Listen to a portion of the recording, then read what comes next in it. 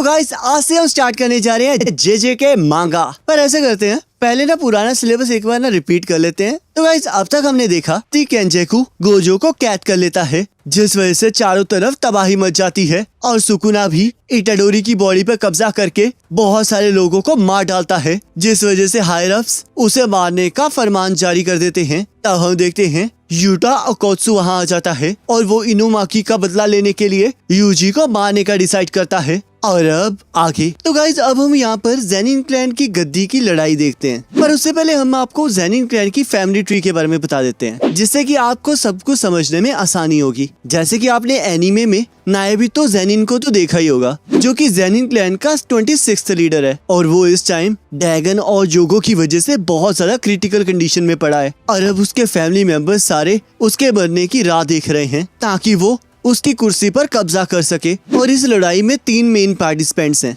पहला है नायो ज़ेनिन, जो कि नाबितो का बेटा है। वैसे तो नायो के बड़े भाई भी हैं, पर उसके अकॉर्डिंग वो सभी लोग बेकार हैं और हमें भी इसके बारे में कुछ नहीं बताया जाता। और दूसरा दावेदार है नाबितो का भाई ऑगी ज़ेनिन, जो कि माकी और माई का बाप है। और तीसरा है जिंची ज़ेनिन। वैसे तो हमें अभी तक ये नहीं बताया गया कि इसका ज़ेनिन क्लान से क्या लेना देना है, पर ऐसा हो सकता है कि ये किसी तरह टोजी से रिलेटेड हो, क्योंकि टोजी नायाबितो के बड़े भाई का बेटा था। तो हो सकता है कि इसका उस चीज से कोई रिलेशन हो। तो अब यही सभी लोग हैं जो कि उस कुर्सी के दावेदारी के लिए लड़ रहे हैं और एक जगह पर इकट्ठे हुए हैं। तभी उन सभी को ये खबर मिलती है कि नायाबितो अब इस दुनिया में नहीं रहा और हम देखते हैं फुरुडाटे उन सभी को नायाबितो की विल के बारे में बताने लगता है, जिसके अकॉर्डिंग नायो ज़ेनिन को 27th लीडर चुन लिया गया होता है और ज़ेनिन क्लान के सारे एसेट्स उसे दे दिए गए होते हैं। और अगर ओजी ज़ेनिन और जिंची ज़ेनिन इस चीज को अप्रूव करते हैं तो नायो अपनी ड्यूटीज को निभा सकता है। पर तभी उन सभी को एक शॉकिंग न्यूज पता लगती है।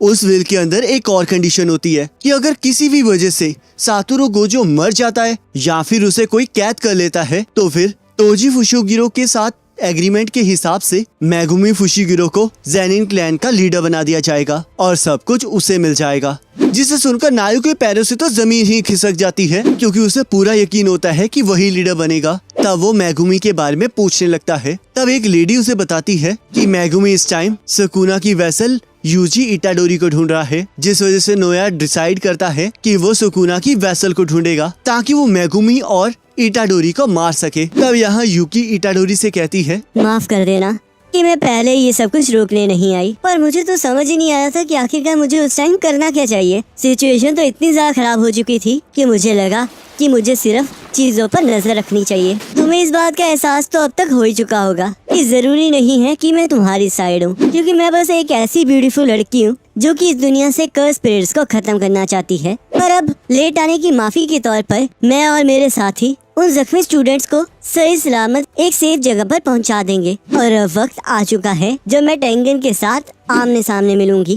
तो फिर तुम क्या करने वाले हो? तब यहाँ थोड़ी देर बाद यूजी स्टेयर्स पर बैठा होता है और चोसो उसकी इंजरीज के बारे में पूछने लगता है। वैसे तो मैं ठीक हूँ, पर अभी भी उस जगह पर दर्द हो रहा है जहाँ पर ब्लैक फ्लैश से हमला हुआ था और मुझे लगता है कि ये सब कुछ सुकुना की वजह से है, क्योंकि मैं बता सकता हूँ कि इस टाइम वो ताकतवर होता जा रहा है। यूजी, तुम्हें मेरे बारे में चिंता करने की जरूरत नहीं है। मुझे इस टाइम शोशो और बाकी सभी की बॉडीज को इकट्ठा करना है, तो तुम जुजुत्सु हाई वापस जा सकते हो। मैं तुम्हारे लिए चिंतित नहीं हूँ। प्रॉब्लम तो ये है कि मैं खुद नहीं जानता कि मैं वापस जाना भी चाहता हूँ या नहीं। मुझे पूरा यकीन है कि सुकुना फुशिगिरो को लेकर कुछ प्लान कर रहा है और ऊपर से तो मैंने बहुत सारे लोगों को मार भी दिया है। पता नहीं आगे सुकुना किन किन लोगों को मारेगा, तो इसलिए अब मैं सबके साथ नहीं रह सकता। पर क्या तुम्हारे लिए ये सब कुछ ठीक है? मैंने तुम्हारे भाइयों को मारा है, तो क्या तुम फिर भी मेरे साथ रहना चाहते हो? वो बस एक मिसअंडरस्टैंडिंग थी और वैसे भी अगर हमारे भाई यहाँ पर होते तो वो भी यही कहते, भाइयों के बीच में माफी नहीं मांगी जाती। तो अगर ऐसी बात है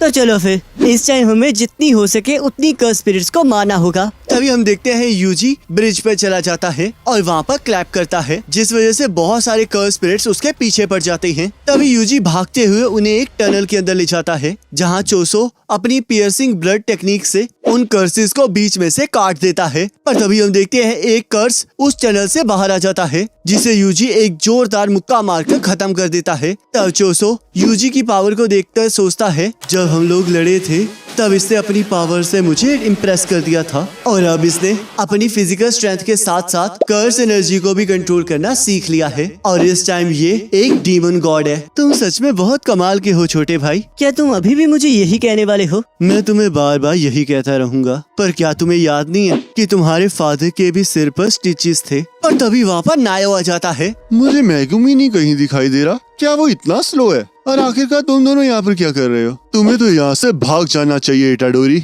आखिरकार मैं क्यों भागूंगा? क्या तुमने सुना नहीं? अब जब गोजो का सपोर्ट हट चुका है तो हायर अप्स अब तुम्हें मरा हुआ देखना चाहते हैं। वैसे तो मैं यहाँ पर मैगुमी से मिलने आया हूँ, तो इसलिए मुझे कोई फर्क नहीं पड़ता कि तुम जियो या फिर मरो, पर मैं तुम्हें इस तरह आसपास घूमते भी नहीं देख सकता, तो कम से कम मैं तुम्हारी टांग ही तोड़ देता हूँ। आखिरकार तुम्हें फुशीगुरो से क्या चाहिए? मैं उसे मरा हुआ देखना चाहता हूँ, पर उससे पहले मैं चाहता हूँ कि वो मेरे लिए कुछ चीजें लिख दे। और तब वो बहुत स्पीड से चोसो और इटाडोरी के पास पहुंच जाता है और उन पर हमला कर देता है। तब चोसो और इटाडोरी उसके हमले को रोककर दोबारा से उस पर हमला कर देते हैं, पर नायो वहाँ से हट जाता है। तब इटाडोरी सोचता है ये तो सच में बहुत फास्ट है, तो क्या ये कर्स टेक्निक है? तब नायो कहता है मानना पड़ेगा, तुम तो मेरी सोच से भी ज्यादा ताकतवर हो। मुझे ये तो समझ में आ रहा है कि ये सुकुना की वेसल है, पर आखिरकार इसके साथ कौन है? क्या मुझे अब अपनी स्पीड को बढ़ा देना चाहिए? तभी उन तीनों को एक प्रेशर फील होने लगता है और इटाडोरी सोचता है क्या ये गोजो सेंसे है?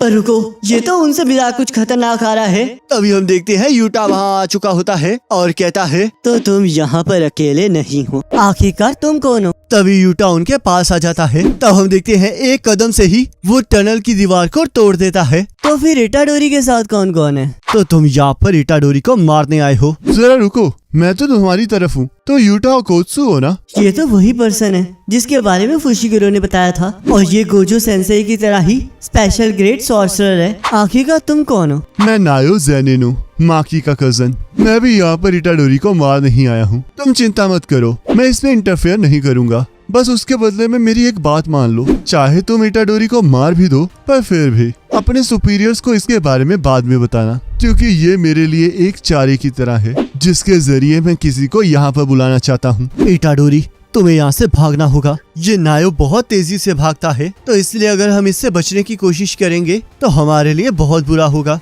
इसलिए मैं इसे संभालता हूँ। पर क्या तुम ठीक रहोगे? तुम मेरी चिंता मत करो, क्योंकि ये लोग तुम्हारे पीछे आए हैं, तो इसलिए तुम उस यूटा से बचने की कोशिश करो। मुझे पूरा यकीन है कि ये गोजो की तरह ही है, तो इसलिए अगर तुम इसके साथ लड़ोगे तो पक्का मारे जाओगे। अब यहाँ से चले जाओ और हम लोग वहीं मिलेंगे जहाँ हम कल मिले थे। ठीक है नायो, मैं तुम्हारी बात मान लेता हूँ, तो तुम दूसरे को संभालो। तब हम देखते हैं इटाडोरी वहाँ से भाग जाता है और चोसो यूटा को रोकने की कोशिश करने लगता है, पर तभी बीच में नायो आ जाता है, जिस वजह से यूटा यूजी के पीछे भागने लगता है। ये तो सच में फास्ट है, मुझे तो लगा था कि मैं इसे शुरुआत में ही मार डालूंगा। तब यहाँ चोसो और नायो आपस में लड़ने लगते हैं। मैंने तुम्हें पहले भी देखा था, तो तुम ब्लड मैनिपुलेशन टेक्निक को यूज कर रहे हो ना? मुझे नहीं पता कि ये तुम्हारे पास क्यों है, पर पियर्सिंग ब्लड के अलावा इस टेक्निक से डरने की कोई बात नहीं है। अगर तुम्हें पियर्सिंग ब्लड यूज करना है तो तुम्हें कन्वर्जन की जरूरत पड़ेगी, जिसके लिए तुम्हें थोड़ा टाइम चाहिए, और वो टाइम तो मैं तुम्हें देने नहीं वाला, तो इसलिए अब तो तुम मरने वाले हो। क्या तुम्हें सच में लगता है कि मैं ऐसे पर्सन को यहाँ से जाने दूंगा जिसने मेरे छोटे भाई को मारने की कोशिश की थी? तब यहाँ यूटा अपनी तलवार लेकर यूजी पर हमला कर रहा होता है और यूजी उसके हमलों से बच रहा होता है। ये तो बिल्कुल माकी की तरह है। तभी यूजी कार को उठाकर यूटा के ऊपर फेंक देता है और इस चीज का फायदा उठाकर एक जगह के अंदर जाने लगता है, पर तभी यूटा उसी कार से यूजी का रास्ता रोक देता है। क्या तुम सरप्राइज हो? क्योंकि तुम्हें लगा होगा कि मेरे पास तो इतनी पावर होगी ही नहीं, और ये बात सच है। चाहे इसके पास ज्यादा पावर ना हो, पर इसके पास बहुत सारी कर्स एनर्जी है, और बहुत सारे सॉर्सरर्स कर्स एनर्जी की मदद से ही अपनी पावर को बढ़ाते हैं। तुम बिल्कुल मेरे ऑपोजिट हो, तो तुमने ये नोटिस कर ही लिया। तो मैं तुम्हें एक चीज बता दूं, मेरे पास गोजो सेंसे से ज्यादा कर्स एनर्जी है। सेंसे के पास 6 आइज की ताकत है, जिस वजह से जब भी वो कर्स टेक्निक को एक्टिवेट करते हैं तब उनकी एनर्जी बहुत कम यूज होती है, पर अगर मैं ऐसा करता हूँ तो मेरी कर्स एनर्जी ज्यादा यूज होती है, और यही हम दोनों में डिफरेंस है। तो चलो, अब बहुत बातें हो गई। और इटाडोरी पर हमला कर देता है। डोडो ने कहा था कि एलाइट सॉर्सरर की एनर्जी के फ्लो को रीड करना बहुत मुश्किल है। एक इलाइट फाइटर अपनी कर्स एनर्जी को बहुत अच्छे से कंट्रोल कर सकता है, जिसकी वजह से उसके अटैक को तब तक प्रिडिक्ट नहीं किया जा सकता जब तक वो अटैक पूरा ना हो जाए। और ये लड़का अलग है, इसकी पूरी बॉडी और उसकी कटाना पूरी तरह से कर्स एनर्जी से भरी हुई है। प्रॉब्लम ये नहीं है कि मैं इसके मूव्स को रीड नहीं कर सकता, प्रॉब्लम तो ये है कि मुझे इसके हमलों का पता ही नहीं लग रहा और ऊपर से ये डैमेज को भी मिनिमम रख रहा है। माफ करना, पर मैं इस टाइम मर नहीं सकता। यूटा बार बार इटाडोरी पर हमला कर रहा होता है और इटाडोरी उसके हमलों को डॉज करते हुए सोचता है पहले मुझे इसकी कटाना का कुछ करना होगा। जब तक मैं अपनी बॉडी को कर्स एनर्जी से भरा हुआ रखूंगा तब तक मुझे ब्लेड से डरने की कोई जरूरत नहीं है। पर अगर मैं यही चीज इसके साथ यहाँ अप्लाई करता हूँ तो ये मुझे कुछ ही टाइम में काट डालेगा। युजी भागता हुआ एक गाड़ी के अंदर घुस जाता है और वहाँ से एक नाइफ को बाहर निकाल लेता है। तब वो और यूटा आपस में लड़ने लगते हैं। मुझे बिना डरे इसके करीब जाना होगा और इस नाइफ के अंदर कर्स एनर्जी को भरना होगा। तब हमें यहाँ पर पास्ट दिखाया जाता है जहाँ गोजो ने इटाडोरी से कहा होता है कि तुम जिस तरह के पर्सन हो वैसे तो तुम्हें किसी वेपन के साथ ट्रेनिंग करनी चाहिए, पर कर्स टूल्स के ऊपर डिपेंड रहना भी अच्छी बात नहीं है। और ऊपर से इस टाइम तुम कर्स एनर्जी को कंट्रोल भी नहीं कर सकते, तो इसलिए तुम किसी भी कर्स टूल के अंदर अपनी कर्स एनर्जी डालने के लिए तैयार नहीं हो। तब यहाँ यूजी उस नाइफ की मदद से यूटा की तलवार को रोक देता है जिससे कि यूजी को भी चोट लग रही होती है। मैंने अभी भी कर्स को हथियार के अंदर डालना नहीं सीखा है। तुम मेरी कटाना पर कुछ ज्यादा ही फोकस कर रहे हो। और उसे एक जोरदार लात मारता है। तब यूटा फिर से पूरी पावर से यूजी के ऊपर हमला कर देता है और हम देखते हैं यूटा की कटाना इटाडोरी के चाकू को तोड़ते हुए उसे एक गहरा कट दे देती है और तभी इटाडोरी यूटा की कटानों को अपने पैर से पकड़कर तोड़ देता है। मुझे गोजो सेंसेई के स्टूडेंट से यही उम्मीद थी। तब इटाडोरी फिर से लड़ने के लिए तैयार हो जाता है और तभी हम देखते हैं रिका उसे पकड़ लेती है। आखिरकार यहाँ पर चल क्या रहा है? रिका, हम तो बस खेल रहे हैं। आखिरकार ये क्या है?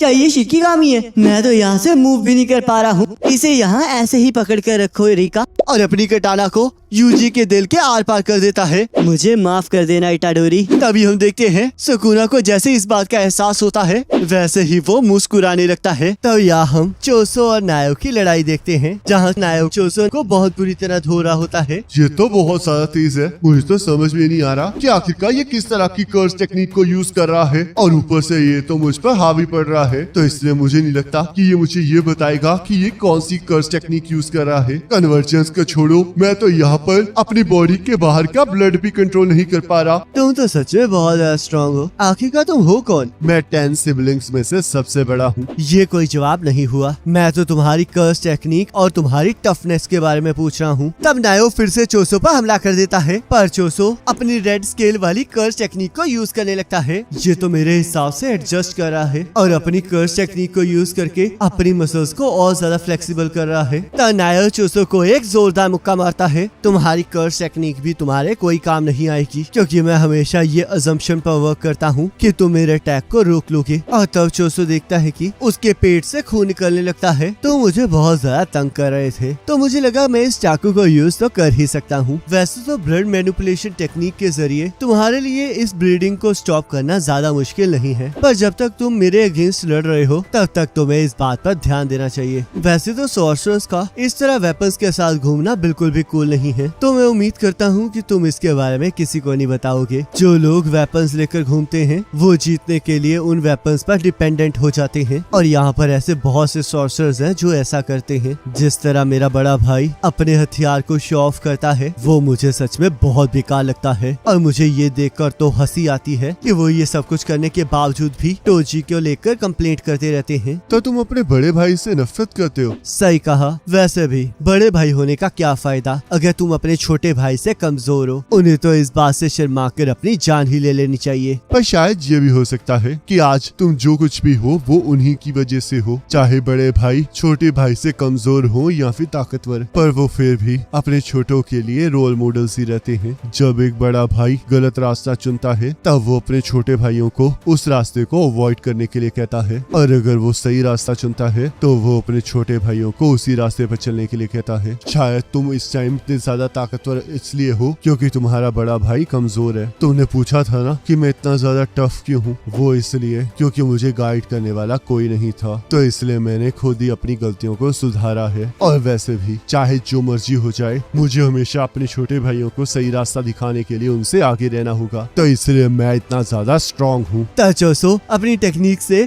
अपने ब्लड को मैनिपुलेट करने लगता है। आखिरकार ये क्या कर रहा है और आखिरकार ये इतना सारा खून निकलने के बावजूद भी जिंदा कैसे है। तब हमें बताया जाता है कि डेथ पेंटिंग्स के अंदर कर्स स्पिरिट और ह्यूमंस का मिक्स्ड ब्लड होता है, तो इसलिए वो कर्स एनर्जी को ब्लड में कन्वर्ट कर सकते हैं, जिसका मतलब जब तक उनके पास कर्स एनर्जी रहेगी तब तक वो ब्लड लॉस से नहीं मरेंगे। तब हम देखते हैं चोसो के ब्लड की वजह से नायो उसे देख नहीं पा रहा होता। ये तो बहुत ज्यादा स्लो अटैक है, लगता है वो ब्लड लॉस की वजह से मर रहा है। तब चोसो नायो के करीब आकर उस पर पियर्सिंग ब्लड से हमला कर देता है, पर नायो उसके हमले से बच जाता है। मैं इस चीज को खुद को टच करने नहीं दे सकता। तभी चोसो नायो को एक जोरदार लात मारता है। आखिरकार अचानक से मेरी लातें इतनी ज्यादा हैवी क्यों फील हो रही हैं? क्या ये मेरे कपड़ों पर गिरे हुए ब्लड को कंट्रोल कर रहा है? तुम्हें पता है कि आगे क्या होने वाला है? ये अब चेकमेट है। क्या तुम्हें पूरा यकीन है? तो चलो फिर ट्राई करो। मेरी कर्स टेक्निक से मैं मूवमेंट को 24 FPS पर ट्रेस कर सकता हूँ, तो इसलिए चाहे मैं इसके निशाने पर हूँ पर मैं फिर भी मूव कर सकता हूँ। तब नायो चोसो की तरफ बढ़ते हुए सोचता है आखिरकार ये मुझ पर अटैक क्यों नहीं कर रहा है। तब चोसो अपनी 150 साल से ट्रेन की हुई टेक्निक को यूज करता है, जिससे कि नायो को बहुत ज्यादा डैमेज होता है। माफ करना, पर तुम अपने भाइयों से प्यार नहीं करते हो। मुझे तुम्हारी बात समझ में नहीं आ रही है। तब हम देखते हैं इटाडोरी को लेकर यूटा वहाँ आ जाता है और चोसो को एक जोरदार मुक्का मारता है। लगता है तुम हर्ट हो गए हो नायो। मुझे कमजोर मत समझो लड़के, रुको जरा। क्या ये पॉइजन है? क्या ब्लड मैनिपुलेशन ये भी कर सकती है? पर नहीं, ये इफेक्ट किसी कर्स टेक्निक का नहीं है। वहाँ पर बहुत सारा ब्लड था जिस वजह से ये ह्यूमन नहीं हो सकता। क्या ये फुल फ्लैश्ड कर्स है? मेरी बॉडी इस नॉन ह्यूमन ब्लड को रिजेक्ट कर रही है। क्या मैं तुम्हें हील करूं? मेरी रिवर्स कर्स टेक्निक लोगों को हील कर सकती है, पर उसके बदले में तुम्हें अपने सुपीरियर्स को ये बताना होगा कि इटाडोरी मर चुका है। तब यहाँ हमें पास्ट दिखाया जाता है, जहाँ इटाडोरी के ग्रैंडफादर इटाडोरी के फादर से कहते हैं जिन, मेरी बात सुनो। क्या हुआ डैड? अगर ये बात उसके बारे में है तो मैं जा रहा हूँ। जिन, तुम अपनी जिंदगी को जैसा जीना चाहते हो वैसा ही जी सकते हो, पर तुम्हें उस औरत को भूलना होगा, नहीं तो तुम मारे जाओगे।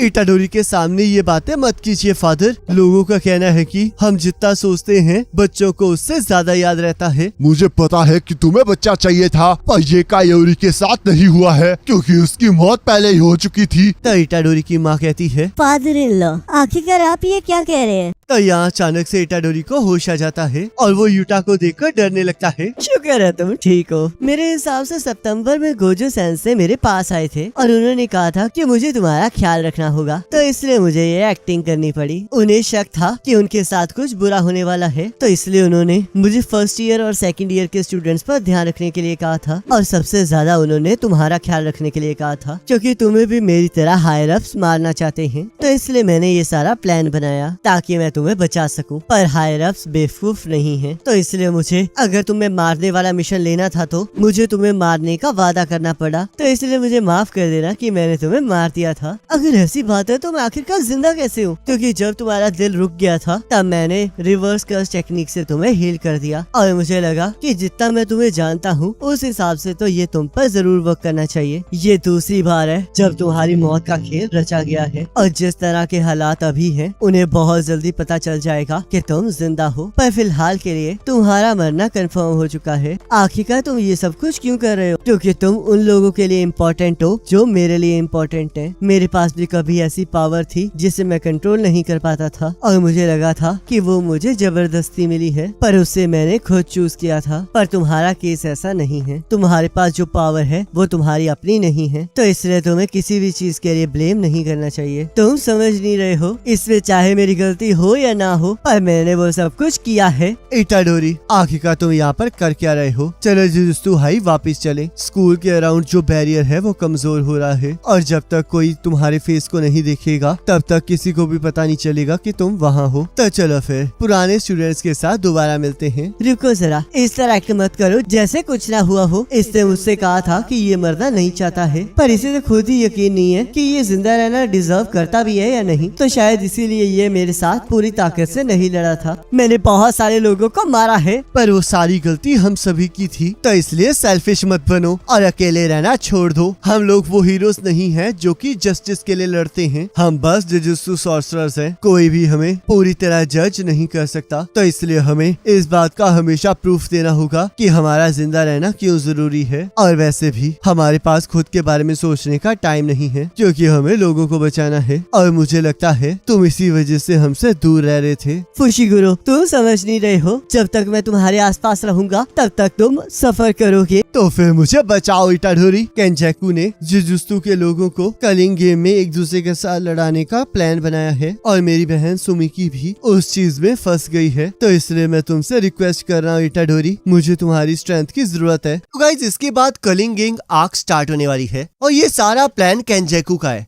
जो कि इस टाइम गैटो की बॉडी में है। और गाइस, इसमें कुछ रूल्स हैं जिसके बारे में हम ना पहले डिस्कस कर लेते हैं, ताकि बाद में जाकर किस तरह की कोई भी कंफ्यूजन ना रहे। तो पहला और दूसरा रूल ये है कि जब भी कलिंग गेम के अंदर कोई भी पर्सन अपनी कर्स टेक्निक को एक्टिवेट करेगा, तो उसे 19 दिन के अंदर अंदर अपने पसंदीदा बैरियर के अंदर अपनी पार्टिसिपेशन को डिक्लेयर करना पड़ेगा, और अगर वो ऐसा नहीं करता है तो उसकी कर्स टेक्निक को हटा दिया जाएगा। तीसरा रूल ये है कि कलिंग गेम स्टार्ट होने के बाद अगर कोई भी नॉन प्लेयर बैरियर के अंदर एंटर करता है, तो उसकी पार्टिसिपेशन को ऑटोमेटिकली डिक्लेयर कर दिया जाएगा। चौथा और पांचवा रूल ये है कि इसके अंदर प्लेयर्स दूसरे प्लेयर्स को मारकर पॉइंट्स को इकट्ठा कर सकते हैं, और वो पॉइंट्स गेम मास्टर डिसाइड करेगा। और एक जनरल रूल के हिसाब से सॉर्सरर्स 5 पॉइंट के हैं और नॉन सॉर्सरर्स 1 पॉइंट के हैं। 6वां और 7वां रूल ये है कि अगर कोई भी प्लेयर कलिंग गेम के अंदर कोई नया रूल ऐड करवाना चाहता है, तो उसे गेम मास्टर को 100 पॉइंट्स देने होंगे। पर अगर इससे कलिंग गेम पर मेजर इफेक्ट पड़ सकता है, तो गेम मास्टर उस रूल को कैंसिल भी कर सकता है। 8वां और आखिरी रूल ये है कि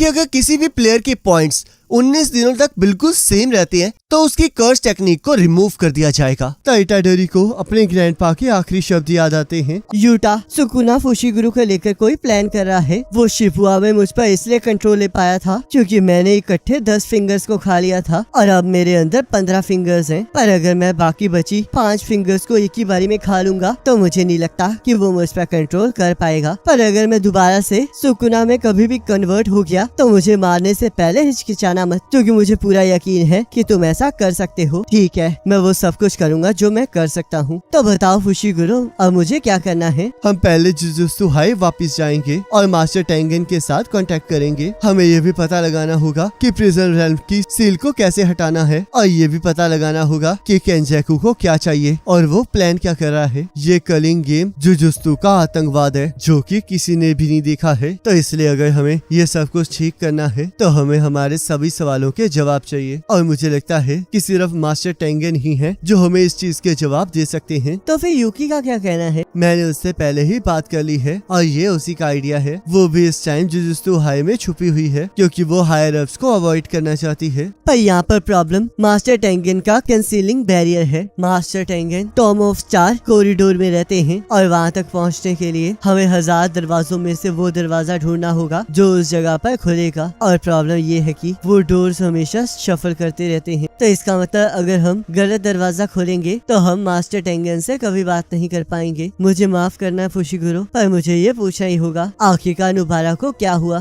तब फुशिगुरो अपनी आंखों को नीचे झुका लेता है, और इटाडोरी गुस्से में कहता है, मुझे समझ में आ गया है कि आखिरकार क्या हुआ है। शायद उस बैरियर को पार करने का एक रास्ता है। आखिरकार तुम्हारा क्या मतलब है चोसो? माहितो ने एक बार सुकुना की फिंगर्स और डेथ पेंटिंग बॉम्ब्स को चुराया था, तो इसलिए हम भी वैसा कर सकते हैं। तो हम यहाँ देखते हैं सभी लोग माकी और यूकी के पास पहुँच जाते हैं। माकी, क्या तुम्हारे लिए इस तरह मूव करना सही रहेगा? चिंता मत करो, मुझे कुछ नहीं हुआ है। रिवर्स कर्स टेक्निक भी जले हुए निशानों को ठीक नहीं कर सकती, पर इसकी जान कर्स टोलरेंस से नहीं बल्कि इसकी फिजिकल टफनेस ने बचाई है। मैं ऐसे बंदे से यही उम्मीद कर सकती हूँ जिसके पास हेवनली रिस्ट्रिक्शन जैसा गिफ्ट हो। फुशिगुरो, मास्टर टेंगन के बैरियर का क्या हुआ? इससे मैं एक्सप्लेन करता हूँ। जहाँ पर मास्टर टेंगन रहते हैं उसका दरवाजा वहाँ है जहाँ जुजुत्सु हाई अपने कर्स ऑब्जेक्ट और टूल्स को स्टोर करके रखता है। उस जगह पर मेरे छोटे भाइयों की बॉडीज है, जिस वजह से मैं अपनी कर्स टेक्निक से तुम लोगों को गाइडेंस दे पाऊंगा। वो सब कुछ तो ठीक है, पर आखिरकार ये बंदा है कौन? फिलहाल के लिए तो तुम इसे मेरा बड़ा भाई समझ सकती हो। और तब वो सभी लोग जुजुत्सु हाइक के वेयर हाउस पहुँच जाते हैं। इसमें कोई शक नहीं है कि मेरे भाई इसी डोर के पीछे हैं, तो चलो फिर इसे खोले। तब उन्हें उस दरवाजे के अंदर बहुत सारे पेड़ दिखाई देते हैं और वो लोग आगे बढ़ने लगते हैं। तब चोसो वहाँ पर एक वेयर हाउस को देखकर कहता है, चिंता मत करो छोटे भाइयों, मैं बहुत जल्द वापस आऊंगा। तब वो सभी लोग एलिवेटर लेकर नीचे चले जाते हैं, जहाँ इटाडोरी को खून के दाग दिखाई देते हैं और वो उसके बारे में पूछने लगता है। ये सब कुछ 12 साल पहले हुआ था और अब जब मैं उसके बारे में सोचती हूँ तब मुझे याद आता है कि सब कुछ यहीं से खराब होना शुरू हुआ था। तो चलो अब सभी लोग आगे बढ़ते हैं। तब हम देखते हैं आगे जाकर उन्हें कुछ भी दिखाई नहीं दे रहा होता। यहाँ पर तो कुछ भी नहीं है। ऐसी बात नहीं है, असल में टेंगन हमें रिजेक्ट कर रहा है। टेंगन इस दुनिया के साथ इंटरफेयर नहीं करता है, पर मुझे लगा कि अब जब 6 साइज सील हो चुकी है तो हम उसके साथ कांटेक्ट बना सकते हैं। और मुझे लगता है कि ऐसा भी हो सकता है कि ये सिर्फ मुझे ही रिजेक्ट कर रहा हो। चलो वापस चले, क्योंकि सुमिकी के पास बिल्कुल भी टाइम नहीं बचा है। क्या तुम लोग इतनी जल्दी जा रहे हो? तो मुझे तुम सबसे मिलकर बहुत ज्यादा खुशी हुई। तब सभी लोग लॉर्ड टेंगन को देखकर हैरान हो जाते हैं और यूकी उनसे पूछने लगती है कि आखिरकार उन्होंने Tom's of the star corridor क्यों बंद कर रखा है। मुझे डर था कि कहीं तुम केंजेकू के साथ मिली हुई ना हो, जो कि मैं ह्यूमन हर्ट के अंदर नहीं देख सकती हूँ। अब आखिरकार ये केंजेकू कौन है? ये वो सॉर्सरर है जो कि कभी नोरिटोशी कामो था और इस टाइम इसने गैटो की बॉडी के ऊपर कब्जा कर रखा है। तो यूकी को कुछ समझ नहीं आ रहा होता और इटाडोरी इतनी इम्पोर्टेंट डिस्कशन को छोड़ के लॉर्ड टेंगन से पूछने लगता है कि आखिरकार वो वैसे क्यों दिख रही हैं, जिस वजह से फुशिगुरो भी हैरान होता है। मैं चाहे इमोर्टल हूँ पर मेरी एज बढ़ती जा रही है, जिस वजह से 500 साल बाद तुम भी ऐसे ही दिखोगे। 12 साल पहले मैं स्टार प्लाज्मा वेसल के साथ मर्ज नहीं हो पाई थी, जिस वजह से मेरी एजिंग फास्ट हो गई और एक इंडिविजुअल के तौर पर मेरी अवेयरनेस गायब हो गई और इसी वजह से मैं दुनिया के साथ मिक्स हो गई हूँ। तो फुशिगुरो लॉर्ड टेंगन से केंजेकू के ऑब्जेक्टिव्स और प्रिजन रेल्म को खोलने के बारे में पूछने लगता है, जिसके लिए लॉर्ड टेंगन बताने के लिए मान जाती हैं, पर उनकी एक कंडीशन होती है और वो चाह रही होती हैं कि यूटा, यूकी और चोसो में से कोई 2 उनके गार्ड बन के वहाँ पर रहें। जिस वजह से यूटा पूछने लगता है कि आखिरकार इमोर्टल होके उन्हें गार्ड्स की क्या जरूरत है, और यूकी भी ये कहने लगती है कि जब तक वो उन्हें ये नहीं बताएंगी कि वहाँ पर चल क्या रहा है, तब तक वो भी कोई जवाब नहीं दे सकते। ऐसी बात है तो फिर मुझे तुम्हें केंजेकू के बारे में बताना चाहिए। केंजेकू चाहता है कि वो जापान के सभी लोगों को एवोल्यूशन करने पर मजबूर कर दे। इसके बारे में तो हमने भी सुना था, पर आखिरकार वो चाहता क्या है? और आखिरकार उस टाइम केंजेकू ने आपके बैरियर का इस्तेमाल करके आइडियली ट्रांसफिगरेशन के जरिए सभी को सॉर्सरर्स क्यों नहीं बनाया था? वो इस वजह से था क्योंकि उस टाइम उसके पास इतनी कर्स एनर्जी नहीं थी। जो कर्स एनर्जी बार बार गोल गोल घूम के रिफाइन हुई है, वो सॉर्सरर के पास वापस नहीं जा सकती और एक सिंपल कर्स टेक्निक से आप सभी के अंदर एवोल्यूशन नहीं करवा सकते, जिस वजह से सभी लोगों की एवोल्यूशन के लिए उसने मुझे और ह्यूमन काइंड को मर्ज करने का आइडिया सोचा है। पर आप तो स्टार प्लाज्मा वेसल के अलावा किसी और के साथ मर्ज नहीं हो सकती ना? ऐसा पहले होता था, पर अब मैं पिछले 12 सालों से खुद एवोल्यूशन में हूँ, तो इसलिए किसी और के साथ मर्ज होना मेरे लिए बिल्कुल भी इम्पॉसिबल नहीं है। पर आप तो एक पर्सन हो ना, तो आखिरकार आप मल्टीपल लोगों के साथ मर्ज कैसे हो सकती हैं? जो तुम देख रहे हो मैं वैसी नहीं दिखती हूँ। इस टाइम मेरी सोल इवॉल्व हो चुकी है और चारों तरफ एग्जिस्ट कर रही है, जिस वजह से मैंने तुम्हें कहा था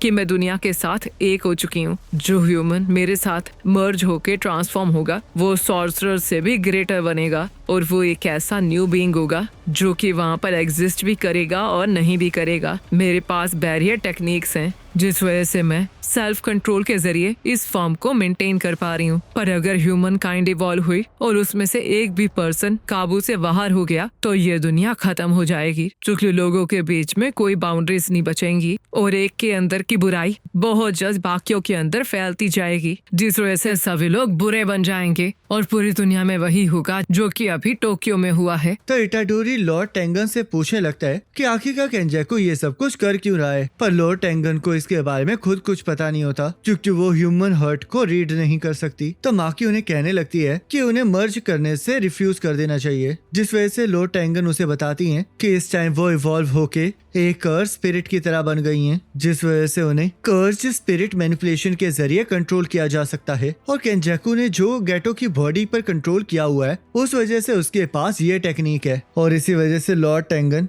इस टाइम सभी को रिजेक्ट कर रही हैं। और यूटा को भी समझ में आ जाता है कि इसी वजह से लॉर्ड टेंगन को बॉडीगार्ड्स चाहिए। पर आखिरकार अभी ये सब कुछ क्यों हो रहा है? केंजाकू ने तो आपको स्टार प्लाज्मा वेसल के साथ मर्ज करने से रोक लिया था और आपको एवोल्यूशन करने पर भी मजबूर कर दिया था, जिस वजह से वो आपको बहुत पहले ही कर्स स्पिरिट मैनिपुलेशन से कंट्रोल कर सकता था। और ऊपर से वो तो सुकुना के साथ भी इन्वॉल्व था, जिस वजह से वो एक ऐसा सॉर्सरर है जो कि 1000 सालों से जिंदा है। तो आखिरकार वो अभी ये सब कुछ क्यों कर रहा है? 4 प्लाज्मा वेसल्स, 6 आइज और मैं तकदीरों से जुड़े हुए हैं। पास्ट में केंजाकू 2 बार 6 आई के सॉर्सर से हार चुका है, जिस वजह से उसने तीसरी बार स्टार प्लाज्मा वेसल और 6 आइज को पैदा होने के 1 मंथ बाद ही मार डाला था। पर मर्जिंग वाले दिन 6 आइज और स्टार प्लाज्मा वेसल फिर से पैदा हो गए, जिस वजह से केंजाकू ने ये डिसाइड किया कि वो 6 आई को मारने की बजाय उसे सील कर देगा, जिस वजह से उसने प्रिजन रैम्प को ढूंढना स्टार्ट कर दिया। और ये इस वजह से था क्योंकि एक टाइम पर 2 6 आई वाले यूजर पैदा नहीं हो सकते। पर तब 12 साल पहले कुछ अनएक्सपेक्टेड हुआ क्योंकि टोजी जेनिन ने इसमें इंटरफेयर कर दिया था। उससे हेवनली रिस्ट्रिक्शन की वजह से बहुत ताकतवर फिजिकल बॉडी मिली थी, और ऊपर से वो एक लौता ऐसा पर्सन था जो कि कर्स एनर्जी से बहुत दूर था। एक ह्यूमन के तौर पर वो अपनी तकदीर से बच चुका था, और पावर ऑफ रिस्ट्रिक्शन के जरिए उसने हमें भी हमारी तकदीरों से फ्री कर दिया। और उसके बाद एक ऐसा लड़का आया जिसके पास कर्स्ड मैनिपुलेशन टेक्निक थी, तब सारे पीसेस आपस में जुड़ने लगे। पर प्रिजन रैन अभी भी केंजाकू के हाथ नहीं लगा था, और 6 साल बाद उसे वो भी मिल गया। अगर अब सब कुछ ठीक है तो आखिरकार ये कलिंग गेम क्यों हो रही है? ये इस वजह से है ताकि बॉडी को मर्जिंग से पहले तोड़ा जा सके। वैसे अभी मेरा स्टार प्लाज्मा वेसल के अलावा किसी और के साथ मर्ज होना इम्पॉसिबल नहीं है, पर अभी के लिए ये मर्जिंग इनकम्प्लीट होगी, जिस वजह से कलिंग गेम के जरिए वो प्लेयर की कर्स एनर्जी को यूज करके इस कंट्री के लोगों को दूसरी साइड भेजेगा, और इसी से वो मर्जिंग को स्टार्ट करेगा। पर इस रिचुअल को परफॉर्म करने के लिए केंजाकू ने एक बाइंडिंग वादा किया है, जिस वजह से वो गेम का मास्टर नहीं बन सकता। पर ये तुम्हारे फेवर में काम नहीं करेगा, क्योंकि इसका मतलब ये है कि अगर तुम उसे मार भी दोगे तब भी कलिंग गेम खत्म नहीं होगी। ये गेम तब तक चलेगी जब तक सारे प्लेयर्स मर नहीं जाएंगे, और इसके लिए या तो लोगों को एक दूसरे को मारना होगा या फिर वो पार्टिसिपेशन से अगर मना करेंगे तब भी मरेंगे। जो उन्होंने long lasting addition to the rule add किया है वो इसलिए है ताकि कोई भी रिचुअल को इंटरप्ट ना करे। तो सभी को समझ में आ जाता है कि उन्हें कलिंग गेम में पार्टिसिपेट करना ही होगा, ताकि वो एक ऐसा रूल ऐड करवा सकें जिसके अकॉर्डिंग वो लोग कलिंग गेम को छोड़ सकें जो कि पार्टिसिपेट नहीं करना चाहते। तब फुशिगुरो गोजो को छुड़ाने के लिए कहने लगता है, क्योंकि वो सब कुछ अकेले ही संभाल सकता है। तो इटाडोरी लॉर्ड टेंगन से कुछ पूछने लगता है, पर लॉर्ड टेंगन उन्हें सबसे पहले ये डिसाइड करने के लिए कहती हैं कि वहाँ पर उनके गार्ड्स के तौर पर कौन रुकेगा, जिस वजह से हम देखते हैं युकी और चोसो इसके लिए हामी भर देते हैं। तब हम देखते हैं चोसो ने ये सब कुछ इसलिए किया होता है क्योंकि उसे पता होता है कि इटाडोरी को यूटा की जरूरत पड़ेगी, और अगर किसी तरह केंजाकू वहाँ पर भी आ जाता है तो वो अपने भाइयों का बदला लेने के लिए उसे मार सकता है। और युकी ने वहाँ पर रुकना इसलिए डिसाइड किया होता है क्योंकि उसे लॉर्ड टेंगन से अभी भी बहुत सी बात करनी होती है। तो लॉर्ड टेंगन उनके डिसीजन को मान लेती हैं और उन्हें प्रिजन रैम्प का पिछला हिस्सा दे देती हैं, जिससे कि वो गोजो को छुड़वा सकते हैं। तो किसी को भी इसके बारे में कुछ पता नहीं होता, और इटाडोरी उनसे पूछने लगता है कि ये किसी तरह के बैक गेट की तरह है। तुम बिल्कुल सही समझ रहे हो। केंजाकू के प्रिजन रैम्प को ढूंढने से पहले प्रिजन रैम्प मेरे बैरियर से बाहर था, और मैंने इस बैक गेट को सील कर दिया था ताकि मैं फ्रंट गेट के एग्जिस्टेंस को छुपा सकूं, पर इसका कोई फायदा नहीं हुआ। और गोजो भी इसी बैक गेट में कैद है, पर हम इसे खोल नहीं सकते क्योंकि इसे खोलने की अथॉरिटी केंजाकू के पास ही है, और वो इस वजह से क्योंकि उसके पास इसका फ्रंट गेट है। और अगर हमें इसे तोड़ना है तो हमें इसके लिए या तो इन्वर्टेड सफियर ऑफ हेवन चाहिए जो कि किसी भी कर्स टेक्निक को नलिफाई कर सकते हैं, या फिर ब्लैक रोप चाहिए जो कि किसी भी कर्स टेक्निक के इफेक्ट को कैंसिल कर सकती है। पर गोजो ने 12 साल पहले इनवर्टिस स्फीयर ऑफ हेवन को या तो कहीं सील कर दिया था या फिर डिस्ट्रॉय कर दिया था, और पिछले साल गोजो ने उस ब्लैक रोप को भी ठिकाने लगा दिया। तो ये सुन के फुशिगुरो और इटाडोरी को बहुत गुस्सा आता है और यूटा भी उन्हें बताता है कि वो ब्लैक रोप को ढूंढने के लिए मिगेल के साथ अफ्रीका गया था, पर वहाँ पर भी उन्हें कुछ भी नहीं मिला, जिस वजह से युकी लॉर्ड टेंगन से पूछने लगती है कि क्या इसे खोलने का कोई और रास्ता है, जिस वजह से लॉर्ड टेंगन सभी को बताती हैं कि कलिंग गेम में एक प्लेयर है जो कि 1000 साल पुरानी है और वो खुद को एंजल कहती है, जिसके पास एक ऐसी कर्स टेक्निक है जिसके जरिए वो बाकियों की कर्स टेक्निक को कैंसिल कर सकती है। तब हम देखते हैं उस प्लेयर का नाम हाना होता है और फुशिगुरो लॉर्ड टेंगन से ये पूछने लगता है कि क्या उन्हें उसके लोकेशन के बारे में पता है। वो इस टाइम टोक्यो के ईस्ट साइड की कॉलोनी के अंदर है और गेम का बैरियर मुझे रिजेक्ट कर रहा है, जिस वजह से मेरे पास ज्यादा इंफॉर्मेशन नहीं है, तो इसलिए मैं तुम्हें वो सब कुछ बताऊंगी जो कि मुझे पता है। इस टाइम जापान के अराउंड 10 कॉलोनीज हैं और वो सारी बैरियर के साथ कनेक्टेड है, जो कि एक लाइन बनाती हैं जिससे कि जापान के ह्यूमंस दूसरी साइड जा सकते हैं। तो इटाडोरी इसके बारे में सोचने लगता है और यूकी लॉर्ड टेंगन से पूछने लगती है कि क्या जुजुत्सु सोसाइटी बैरियर की वजह से होकाडो को इंक्लूड नहीं किया गया है, जिस पे लॉर्ड टेंगन हाँ कहती हैं। तो चोसो पूछने लगता है कि इस रिचुअल को पूरा करने में कितना टाइम लगेगा, जिस वजह से लॉर्ड टेंगन उसे बताती हैं कि ये तो गेम पर डिपेंड करता है, पर उनके हिसाब से 2 मंथ काफी होंगे। तो यूटा और माकी ये बात करने लगते हैं कि 31 तारीख को प्लेयर्स की कर्स एनर्जी एक्टिवेट हुई थी और अब 9 नवंबर हो चुका है, जिस वजह से फुशिगुरो को पहले रूल के अकॉर्डिंग समझ में आ जाता है कि स्मूकी के लिए अपनी पार्टिसिपेशन डिक्लेयर करने के लिए सिर्फ 10 दिन और 15 घंटे ही बाकी हैं। तो फुशिगुरो लॉर्ड टेंगन से पूछने लगता है कि क्या जो पार्टिसिपेट करने से मना करेगा वो मारा जाएगा, जिस वजह से लॉर्ड टेंगन इसके लिए हाँ कहती हैं। और दूसरे रूल में जो कर्स टेक्निक रिमूवल बताया गया होता है उसके बारे में शोको ने पहले ही माकी को समझाया होता है। कर्स टेक्निक रिमूवल वाला रूल उन्हीं पर अप्लाई होता है ना जो सोर्सरर्स ज्वाइन करेंगे, और मुझे लगता है कि जो रिमूवल है वो आइडियल ट्रांसफिगरेशन के जरिए अचीव नहीं किया जा सकता, जिसका मतलब यही है कि आपके दिमाग को कुछ हो सकता है और आप मर सकते हैं, जो कि अगर ऐसा नहीं होता तो सभी लोग पार्टिसिपेट करने से मना कर सकते थे। तो माकी को ये समझ नहीं आ रहा होता कि उसके पास तो कोई कर्स टेक्निक ही नहीं है, जिस वजह से उसे तो इस रूल से कुछ भी नहीं होना चाहिए। तो इटाडोरी तीसरे रूल के बारे में सोचने लगता है और पूछने लगता है कि जो सिविलियंस पहले ही बैरियर के अंदर होंगे उनके साथ क्या होगा, जिस वजह से लॉर्ड टेंगन उसे बताती हैं कि शायद उन्हें एग्जिट करने का एक चांस दिया जाएगा, क्योंकि कॉलोनीज के अंदर एंट्री और एग्जिट का कोई रूल नहीं है और शुरू से ही प्लेयर्स को बैरियर से बाहर निकलने के लिए ऑब्जेक्टिव्स दिए जाएंगे, जिस वजह से उन्हें लगता है कि ये सब कुछ गेम को स्टिमुलेट करने के लिए बनाया गया है ताकि वो प्लेयर्स को वहां रख सकें जहां पर वो गए हैं। तो फुशिगुरो और इटाडोरी चौथे और 5वें पॉइंट्स के बारे में डिस्कस करने लगते हैं, जिस वजह से फुशिगुरो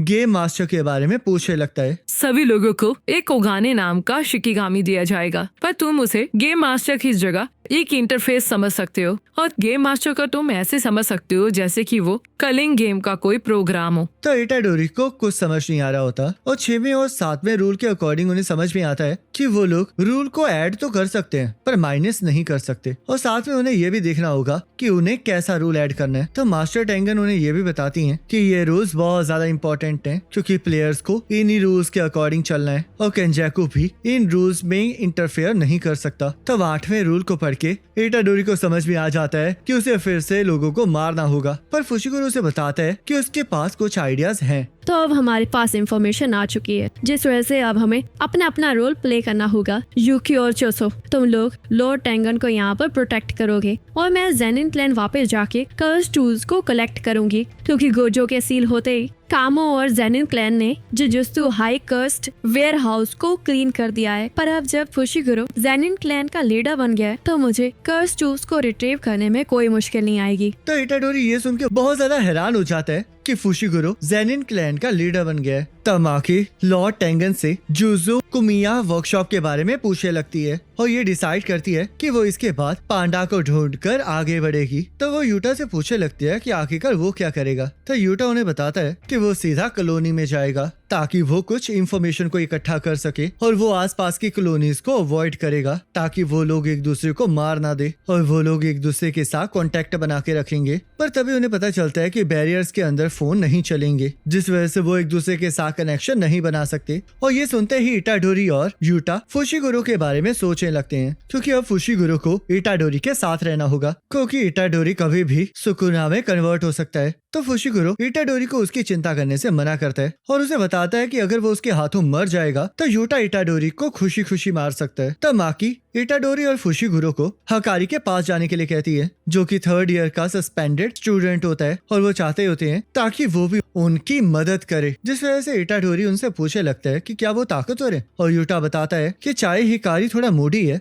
पर जो वो एक बार लड़ने के बारे में सोच लेता है तब वो यूटा से भी ज्यादा ताकतवर हो जाता है। तब सभी लोग वहाँ से वापस जाने लगते हैं और इटाडोरी चोसो को थैंक यू कहता है, जिस वजह से चोसो उसे मरने से मना करता है। तब यहाँ पर हम एक पर्सन को देखते हैं जो कि स्टैंडिंग कॉमेडी कर रहा होता है, पर उसके जोक्स पर सभी लोग डिप्रेस हो रहे होते हैं, जिस वजह से उसका एक साथी उसे समझाता है कि अब उसे इस जॉब को छोड़ देना चाहिए, क्योंकि अब उसके जोक्स फनी नहीं रहे हैं और जैसी हालत अभी टोक्यो की है तो उसे कोई ऐसी चीज ढूंढनी चाहिए जो उसके लिए सही हो। तब एक पर्सन उसे समझाता है कि इस दुनिया में 2 कॉमिक्स बहुत ज्यादा डिमांड में रहती हैं, जो कि बहुत ज्यादा फनी होती हैं, या फिर वो कॉमिक्स जो कि लोगों को लगती हैं कि बहुत ज्यादा फनी हैं। तो इसलिए उसे चुनना होगा कि उसे किस तरह की कॉमिक बनना है। तब हमें पता चलता है कि वो पर्सन भी कलिंग गेम का एक प्लेयर होता है, जिसका नाम फुमिहिको तकाबा होता है। तब हम जुजुत्सु हाई के प्रिंसिपल मासामिची को देखते हैं, जो कि कैद में होते हैं। आखिरकार वो पांडा चीज क्या है मासामिची? एक आर्टिफिशियल कर्स कॉप्स के लिए दूसरी मैनिपुलेशन टेक्निक से इंडिपेंडेंटली ज्यादा काम करना पॉसिबल है, पर इससे उस सॉर्सरर की कर्स एनर्जी बहुत ज्यादा कंज्यूम होती है, जो कि उसका पावर सोर्स होता है। पर पांडा की कर्स एनर्जी उसकी खुद की है, जिस वजह से वो सेल्फ सपोर्टिंग है, और इसी वजह से हायर अप्स ने तुम्हें स्पेशल ग्रेड जुजुत्सु सॉर्सरर से हटा दिया है और तुम पे रिस्ट्रेन लगा दिया है, क्योंकि तुम पांडा जैसे कर्स कॉप्स को बनाकर अपनी एक आर्मी खड़ी कर सकते हो। तो इसलिए मुझे जवाब दो मासामिची, क्या तुम्हें सच में नहीं पता है कि वो चीज कैसे बनी है? तो मासामिची इससे मना कर देता है और यहाँ पर एक और कर्स कॉप मासामिची से उसका हालचाल पूछ रहा होता है, क्योंकि वो बहुत ज्यादा उदास होता है और उसे चीयर करने लगता है। मुझे माफ कर देना ताकेरू, पर मुझे थोड़े टाइम के लिए कहीं जाना होगा, तो इसके बारे में सबको बता देना। और हाँ, चिंता मत करना, क्योंकि मास्टर टेंगन इस फॉरेस्ट को प्रोटेक्ट करेंगी और तुम्हारी माँ भी तुमसे मिलने जरूर वापस आएंगी, जिस वजह से तुम मेरे बिना ठीक रहोगे। तब मासामिची वहाँ से जाने लगता है और हम देखते हैं वहाँ पर मौजूद कर्स कॉप उसे बाय कहने आ जाते हैं। तब यहाँ कुसाका भी पांडा की मदद करने आ जाता है और उसे उसकी कैद से आजाद कर देता है, जिस वजह से पांडा उसे पूछने लगता है कि आखिरकार उसने ऐसा क्यों किया। और कुसाका भी उसे बताता है कि उसे वहाँ पर मासामिची को पकड़ने के लिए रखा गया है, और क्योंकि मासामिची का उस पर एहसान है तो इसलिए उसने पांडा को बचाया है। तब हमें यहाँ पर पहले का सीन दिखाया जाता है, जहाँ पर कुसाका भी अपनी बहन के साथ मासामिची से मिलने आया होता है। ये बंदा तुम्हारा नेफ्यू नहीं है, बल्कि ऐसी चीज है जिसके अंदर तुम्हारी नेफ्यू की इंफॉर्मेशन है। अगर लोग हमेशा मरे हुए लोगों के बारे में सोचते रहेंगे तो वो फ्यूचर में कभी आगे नहीं बढ़ेंगे, पर मेरी छोटी बहन पास्ट के बिना नहीं जी सकती, जिस वजह से इसे ताकेरू की सपोर्ट चाहिए। तब ताकेरू मासामिची से पूछने लगता है कि क्या कुसाकाबे की बहन उसकी माँ है, जिस पर मासामिची हाँ कहता है और ताकेरू खुद को जीनियस बुलाने लगता है, जिससे कि कुसाकाबे की बहन को लगता है कि उसका बेटा वापस आ गया है और वो व्हील चेयर से उतरकर ताकेरू को गले लगा लेती है। मुझे माफ कर देना कुसाकाबे, पर एक फुली इंडिपेंडेंट कर्स कॉप तुम्हारी बहन के साथ नहीं रह सकता, क्योंकि इसके बारे में किसी को भी पता नहीं चलना चाहिए, तो इसके लिए मुझे माफ कर देना। तब कुसाकाबे कहता है, आखिरकार तुम किस लिए माफी मांग रहे हो? तुमने जो किया है मेरे लिए वही बहुत है और इसके लिए मैं तुम्हारा शुक्रगुजार रहूंगा। तब यहाँ प्रेजेंट में मासामिची पांडा से मिलने जा रहा होता है, पर तभी उसके रास्ते में एक सॉर्सरर आ जाता है। आखिरकार आप बिना कर्स कोप के कहाँ जा रहे हैं प्रिंसिपल मासामिची? मैं अपने बेटे से मिलने जा रहा हूँ। आपको मौत की सजा मिली है और अगर आपको इससे बचना है तो आपको मुझे बताना होगा कि आर्टिफिशियल कर्स कोप को फुली इंडिपेंडेंट कैसे बनाते हैं। तुम गोजो के जाने के बाद कुछ ज्यादा ही हवा में नहीं उड़ रहे हो? आप बिल्कुल सही कह रहे हैं, क्योंकि अब मैं एक खतरनाक सॉर्सरर हूँ। तब प्रिंसिपल गाकू गेंजी भी वहाँ पर आ जाता है और मासामिची को जख्मी कर देता है और उस सॉर्सरर को भी वहाँ से जाने के लिए कहता है, जिस वजह से वो सॉर्सरर डर के मारे वहाँ से चला जाता है। तुम्हें सोल इंफॉर्मेशन को फिजिकल इंफॉर्मेशन से रेप्लिकेट करना होगा और उसके बाद उस इंफॉर्मेशन को कर्स्ड कॉप्स के कोर के अंदर डालना होगा, पर इतना काफी नहीं है। तुम्हें एक कर्स कॉप में 3 हाईली कंपैटिबल सोल्स को डालना पड़ेगा ताकि वो सोल्स एक दूसरे को ऑब्जर्व कर सके और इसी की मदद से सोल्स को स्टेबलाइज किया किया जा सकता है, जिससे कि एक आर्टिफिशियल कर्स कॉप को भी सेल्फ अवेयरनेस मिल सकती है और वो अपनी कर्स एनर्जी को खुद जनरेट कर सकता है। तब गाकुगान जी कहता है,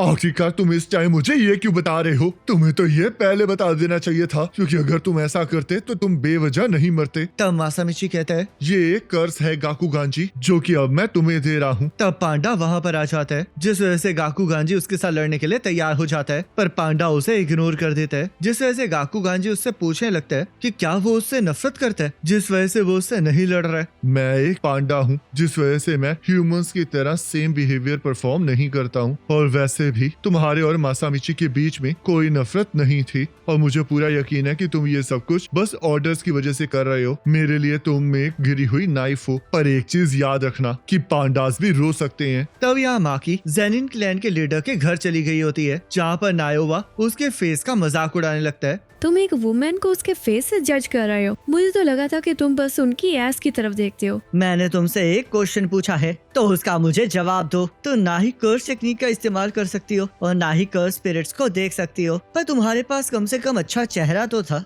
पर अब तो वो भी खराब हो गया है, जिस वजह से अब तो तुम्हारी तरफ कोई भी नहीं देखेगा। ये कितनी ज्यादा सैड बात है ना। तो क्या मैं तुम्हें वैसे ही बुली करूं जैसा मैं तुम्हें पहले किया करता था? तो अब तुम क्या करने वाली हो? तो क्या तुम अब एक कुत्ते की तरह यूटा और फुशिगुरु को फॉलो करोगी? तब माकी उसे इग्नोर करके वहाँ से चली जाती है, क्योंकि उसे कर्स्ड वेयर हाउस में जाना होता है। तब वहाँ पर माकी की माँ उसे अंदर जाने से मना करने लगती है, क्योंकि उन्हें वहाँ पर एंट्री की परमिशन नहीं होती है, पर माकी उन्हें बताती है कि उसके पास क्लैन हेड की परमिशन है। तब हमें यहाँ पर कुछ टाइम पहले का सीन दिखाया जाता है, जहाँ पर माकी ने फुशिगुरु को बताया होता है कि अब वो जेनिन क्लैन का लीडर बनने वाला है, और फुशिगुरु इसके लिए मना करने लगता है। माफ कर देना, पर मैं चाहती हूँ कि तुम ये करो। नाबितो ने कहा है कि उसने तुम्हारे लिए जेनिन क्लैन का पूरा फॉर्चून छोड़ा है, जिसका मतलब पैसा, कर्स रूल और बिग 3 फैमिलीज और जुजुत्सु हेडक्वार्टर की इंफॉर्मेशन भी तुम्हें मिलेगी। और क्योंकि हमें अब हमारे काम करने का ढंग चेंज करना है, तो हमें इसकी बहुत जरूरत पड़ेगी। तो फिर तुम ये क्यों नहीं कर लेती माकी? मेरी इस हालत में तो कोई भी मुझे एक्सेप्ट नहीं करेगा। तुम्हारे पास फैमिली की कर्स टेक्निक है और तुमने डोमेन भी बनानी सीख ली है, और सबसे बड़ी बात तो ये है कि गोजो भी तुम्हारी साइड है। पर मुझे नहीं लगता कि इससे कोई भी फर्क पड़ेगा कि जेनिन क्लैन वाले मुझे एक्सेप्ट करते हैं या नहीं। और अगर तुम क्लैन हेड बन जाओगी तो तुम्हें भी वही बेनिफिट्स मिलेंगे जो तुमने अभी अभी मुझे बताए हैं। मैं इस टाइम ये नहीं कर सकती, क्योंकि अभी मैं वो जगह क्रिएट नहीं कर सकती जहाँ पर माई आराम से रह सके। तब फुशिगुरु उसकी बात समझ जाता है, जिस वजह से वो ऐसा करने के लिए तैयार हो जाता है। और यहाँ माकी की माँ उसे वापस आने के लिए कह रही होती है, पर माकी उन्हें इग्नोर कर रही होती है,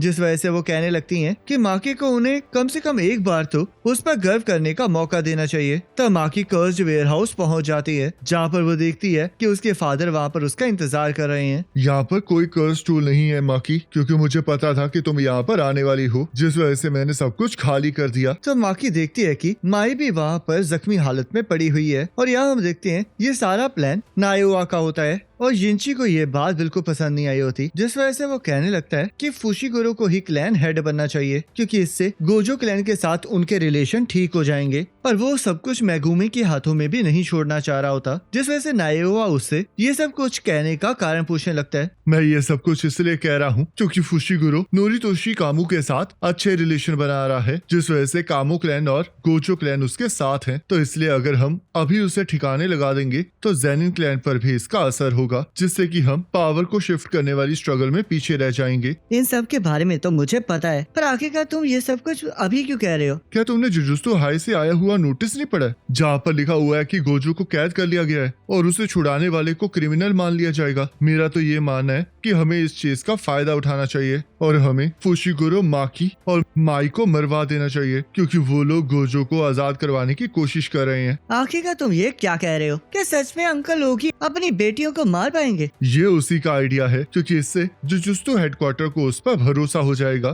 तब यहाँ होगी फॉलिंग ब्लॉसम इमोशन को एक्टिवेट कर लेता है, जो कि डोमेन का काउंटर मेजर होती है, जिसमें एक पर्सन खुद को कर्स एनर्जी में कवर अप कर लेता है और उस चीज पर अटैक करने के लिए तैयार हो जाता जाता है जो कि उसके कांटेक्ट में आती है। तब हमें पता चलता है कि ऑगी ने माइक को इसलिए जिंदा रखा होता है ताकि वो उसे माकी के अगेंस्ट यूज कर सके, क्योंकि माकी के पास अभी भी अननोन कर्स टूल हो सकता है। और यहाँ हम देखते हैं माकी के पास यूजो कुमिया मास्टरपीस कर्स टूल होता है जिसे ड्रैगन बॉर्न कहा जाता है, जो कि अपने अंदर फोर्स और कर्स एनर्जी को भरता है और उसे यूजर की विल के हिसाब से बाहर फेंकता है। इन्हें अभी इस अनफेमिलियर कर्स टूल की एबिलिटी के बारे में नहीं पता है, जिस वजह से मुझे इसका फायदा उठाना होगा। क्या तुम्हें पता है कि ज़ेनिन क्लैन का पुराना हेड मेरी जगह मेरा भाई क्यों था? वो इस वजह से था ना क्योंकि तुम इतने बुरे हो जो कि अपने ही बच्चों को मारने के लिए तैयार है। तब वो दोनों आपस में लड़ना स्टार्ट कर देते हैं और माकी ओगी की तलवार को तोड़ देती है और जैसे उस पर हमला करने लगती है वैसे ही ओगी की तलवार के आगे फ्लेम्स आने लगती हैं जो कि माकी को जख्मी कर देती हैं। मैं क्लैन हेड इसलिए नहीं बन पाया था क्योंकि मेरी बेटियां वर्थलेस थी, और देखो तुमने तो ये साबित भी कर दिया क्योंकि तुमने ये सोचा कि मेरा ब्लेड टूट चुका है, जिस वजह से तुम मेरे करीब आ गई। मैं कोई स्वॉर्ड्समैन नहीं हूँ बल्कि एक सॉर्सरर हूँ, जिस वजह से आप मुझे इस तरह जज नहीं कर सकते। अपनी बकवास बंद करो। तो जैसा कि मैंने कहा कि मैं तुम दोनों की वजह से क्लैन हेड नहीं बन पाया,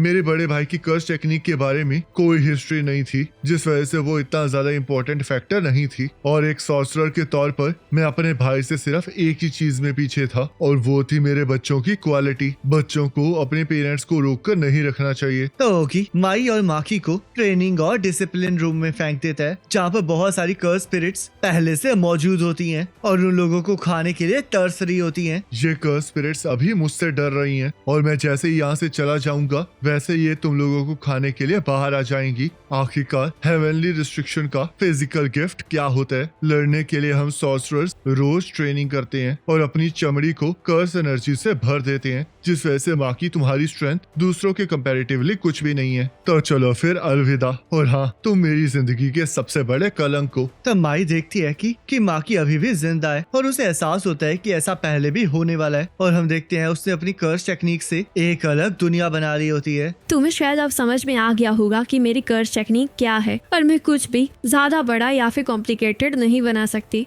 और ऊपर से मैं फादर के कट्स की वजह से बहुत ज्यादा इंजर्ड हूँ, जिस वजह से जब मैं इसे एक बार बना लूंगी तो मैं मर जाऊंगी। तो इसलिए सब कुछ अकेले संभाल लेना माकी। तब माकी कहती है रुको मैं, आखिर तुम ये क्या कह रही हो? जल्दी से अब वापस आ जाओ। तब मैं कहती है मुझे काफी टाइम पहले पता चल गया था कि सॉर्सरर्स के तौर पर ट्विन को अनलकी क्यों माना जाता है। कुछ पाने के लिए हमें कुछ ऑफर करना पड़ता है, और मैं सिर्फ बाइंडिंग वॉ के बारे में बात नहीं कर रही हूँ। ये बिल्कुल वैसा है जैसे कि सफरिंग हमें स्ट्रॉन्ग बनाती है, पर हम जैसे ट्विंस के ऊपर ये रूल अप्लाई नहीं होता है, क्योंकि कर्स टेक्निक्स आइडेंटिकल ट्विंस को सिंगल इंडिविजुअल कंसीडर करती है, जिस वजह से मैं तुम हूँ और तुम मैं हूँ, और इसी वजह से तुम चाहे जितनी मर्जी ताकतवर होने की कोशिश कर लो पर तुम नहीं हो सकते, क्योंकि मैं ताकतवर होना नहीं चाहती, और क्योंकि तुम्हारे पास कर्स टेक्निक नहीं है और मेरे पास है तो भी इससे कोई फर्क नहीं पड़ता है, जिस वजह से मैं जब तक तुम्हारे आसपास रहूंगी माकी, तब तक तुम पूरी तरह से डेवलप नहीं कर पाओगी। तब माकी माई को रोकने लगती है, पर माई ने जाने का डिसाइड कर लिया होता है, जिस वजह से वो माकी को एक चीज देती है। माकी मैं ये तुम्हारे लिए छोड़ कर जा रही हूँ और कर्स एनर्जी और बाकी सब कुछ अपने साथ लेकर जा रही हूँ, पर मुझसे एक वादा करो कि तुम सब कुछ डिस्ट्रॉय कर दोगी, समझी ना बड़ी बहन? तब माई मर चुकी होती है और माकी को होश आ जाता है, जिस वजह से वो माई को उठाने लगती है, और तभी कर्स स्पिरिट्स भी उन पर हमला कर देती हैं।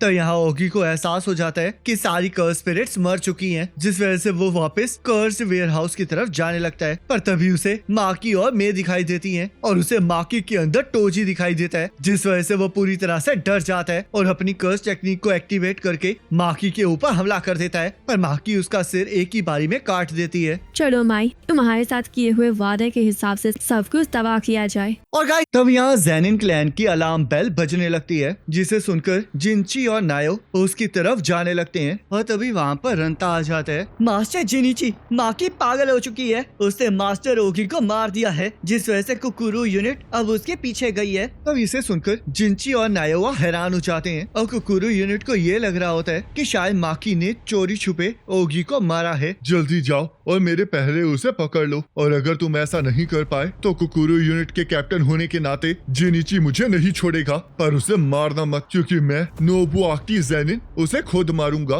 तब हमें पता चलता है कुकुरु यूनिट एक ऐसी यूनिट होती है जिसमें ज़ेनिन क्लैन के वो मेल्स होते हैं जिनके पास कर्स टेक्निक नहीं होती है, और क्योंकि ये लोग हे के लोअर ब्रांच के होते हैं तो उन्हें बहुत ज्यादा खतरनाक मार्शल आर्ट ट्रेनिंग से गुजरना पड़ता है। और उस ट्रेनिंग से माकी भी गुजरी होती है, क्योंकि जुजुत्सु हाई से पहले वो उस कुकुरु यूनिट की मेंबर होती है। तब यहाँ कुकुरु यूनिट को माकी दिखाई दी जाती है जिसके हाथों में 2 अनआइडेंटिफाइड कर्स टूल होते हैं। तब वो कुकुरु यूनिट उसे घेर लेती है और माकी माई को याद करने लगती है। मुझे माफ कर देना माई, पर मैं प्रॉमिस करती हूँ कि मैं सब कुछ तबाह कर दूंगी। तो कुकुरु यूनिट माकी पर हमला कर देती है, पर माकी एक एक करके उन्हें काटना स्टार्ट कर देती है। और हम देखते हैं देखते ही देखते वो कर्स टूल से कुकुरु यूनिट के हर एक बॉडी पार्ट को बड़ी बेरहमी से काट रही होती है और उनके हर हमले से बचते हुए वहाँ पर मौजूद सभी को मार देती है। तो वहाँ पर नोबुआकी आकर ये सारा दृश्य देखकर हैरान हो जाता है, पर तभी वहाँ पर चोजुरो ज़ेनिन आ जाता है जो कि अपनी कर्स टेक्निक से माकी के ऊपर हमला कर देता है और माकी को पकड़ लेता है। तब वहाँ पर जिनिची और रंता भी आ जाते हैं और नोबुआकी ये देख के हैरान होता है कि द हे की टीम वहाँ पर आ गई है। तब हमें बताया जाता है कि द हे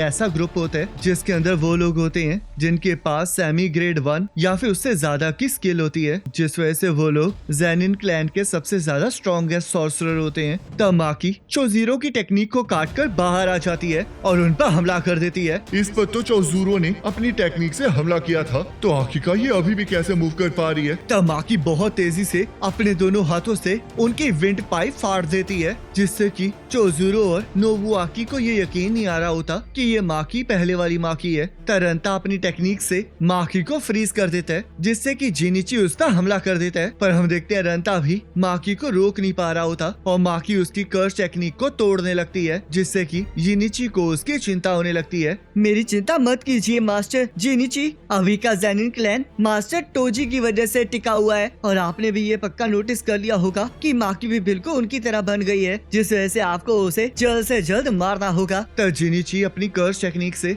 माकी के ऊपर हमला कर देता है, जिससे कि वो पूरी जगह तबाह हो जाती है और रंता को लगता है कि जिनिची ने माकी को मार दिया है। पर हम देखते हैं माकी ने जिनिची का गला काट दिया होता है। तब नायोआ भी वहाँ पर आ जाता है जो कि द हे ग्रुप का हेड होता है और माकी से पूछने लगता है कि क्या उसके पास कोई ह्यूमन हर्ट भी है, जिस वजह से माकी उसे बताती है कि माई के साथ ही उसका वो दिल भी जा चुका है। तब हम यहाँ पर नायोआ का बचपन देखते हैं। मैं एक जीनियस हूँ, जिस वजह से सभी लोग कहते हैं कि मेरे फादर के बाद मैं इस फैमिली का हेड बनूंगा, पर मैं देख रहा हूँ कि ज़ेनिन क्लैन में एक फेलियर भी है और मुझे बताया गया है कि चाहे वो एक मर्द है पर फिर भी उसके पास कोई भी कर्स एनर्जी नहीं है। आखिरकार उसे कितना बुरा लगता होगा और उसे देखकर कितनी दया आती होगी ना। तब हम देखते हैं नायोआ जिस पर्सन की बात कर रहा होता है वो और कोई नहीं तोजी होता है और उसे देखकर वो बहुत ज्यादा हैरान हो जाता है, क्योंकि तोजी पूरी तरह से फुल कॉन्फिडेंस में होता है। तब प्रेजेंट में नायोआ अपनी कर्स टेक्निक को इस्तेमाल करके माकी के ऊपर हमला करना स्टार्ट कर देता है और माकी को लात मार के बहुत दूर फेंक देता है, जिससे कि वहाँ पर सब कुछ तबाह होने लगता है। तब नायोआ और भी ज्यादा स्पीड से माकी के ऊपर हमला कर देता है और उसे लात मार के दीवार की तरफ फेंक देता है। तुम तोजी नहीं हो माकी, क्योंकि तुम्हें अपनी ताकत का एहसास नहीं है। गोजो के अलावा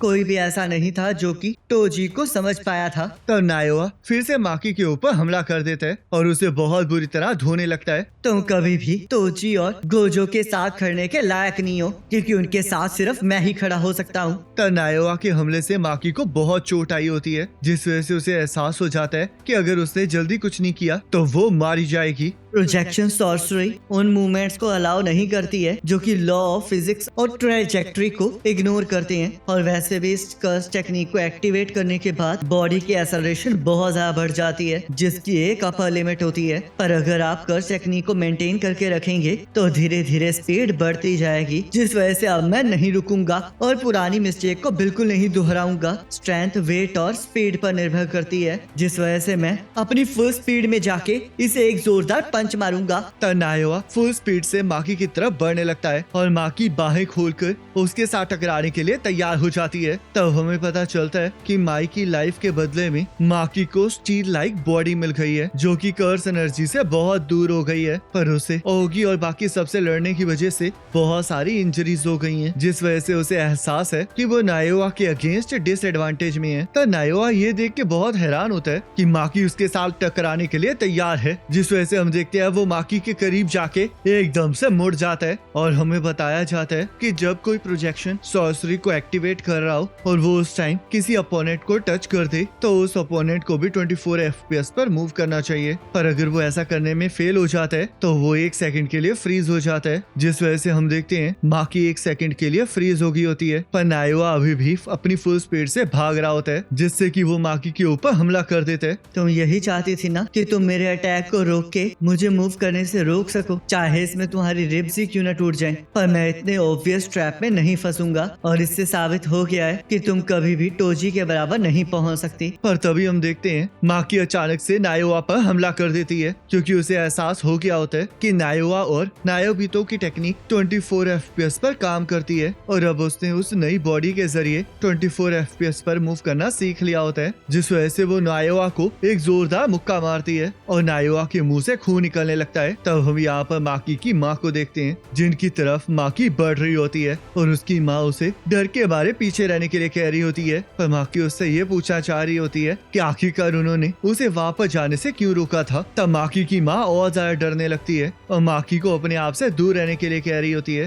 तब यहाँ ज़ेनिन क्लैन के हेडक्वार्टर्स में सारी जगह लाशें पड़ी होती हैं और हम देखते हैं नायोआ अभी भी जिंदा होता है, जिस वजह से वो खुश होने लगता है क्योंकि माकी ने उसे मारा नहीं होता। पर तभी माकी की माँ वहाँ पर आ जाती है जिनके गले पर कट लगा होता है और यहाँ नायोआ अपनी कर्स टेक्निक का इस्तेमाल नहीं कर पा रहा होता, जिस वजह से माकी की माँ उसे चाकू मार के मार देती है और मरते मरते ये सोचने लगती है कि वो सच में माई और माकी की माँ बनके कितनी खुश थी। तब माकी माई को लेकर बाहर चली जाती है जहाँ निशिमिया माई को देखकर रोने लगती है क्योंकि उसने माई को अंदर जाने से मना किया होता है। तब माकी माई को निशिमिया के पास छोड़ देती है और निशिमिया माकी से पूछने लगती है कि आखिरकार अब वो क्या करेगी, पर माकी बिना जवाब दिए ही वहाँ से चली जाती है और हमें पता चलता है कि जो ज़ेनिन क्लैन के मेंबर्स इस लड़ाई में मिसिंग होते हैं वो बाद में मारे जाते हैं, पर उनके मरने के बाद कोई भी सबूत नहीं मिला होता, बस वहाँ पर उन्हें कर्स एनर्जी के ट्रेसेस मिले होते हैं जो कि एक कर्स टूल वेपन के होते हैं। तो थोड़े दिनों बाद गोजो क्लैन और कामो क्लैन ज़ेनिन क्लैन को